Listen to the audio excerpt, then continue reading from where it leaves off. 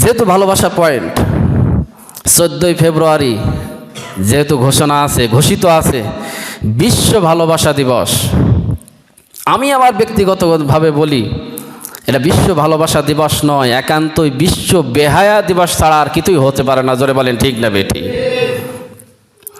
এই ভালোবাসাটি বা এই আনুষ্ঠানিকতা একান্তই পৌত্তলিক খ্রিস্টীয় ধর্মীয় উৎসব। খ্রিস্টানিজম থেকে এই উৎসব আমাদের মাঝে চলে এসেছে।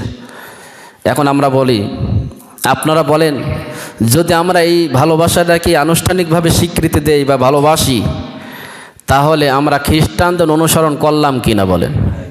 জোরে বলেন। রাসূল সাল্লাল্লাহু আলাইহি সাল্লাম বলছেন, মান তাশাব্বাহা বিকওমিন ফাহুয়া মিন। যে ব্যক্তি কোনো জাতিকে অনুকরণ করবে, সিমিলারিটি লাগবে, মিলাই অনুষ্ঠান করবে কোনো জাতির অন্য জাতির সাথে, কিয়ামতের ময়দানে তাদের সাথেই হাসর নাসর হবে। সবাই বলেন নাউযু বিল্লাহি মিন যালিক। তার মানে ইসলামের দৃষ্টি থেকে বিশ্ব ভালোবাসাটাকে আমরা বিশ্ব বেহায়া দিবস বলা যায়।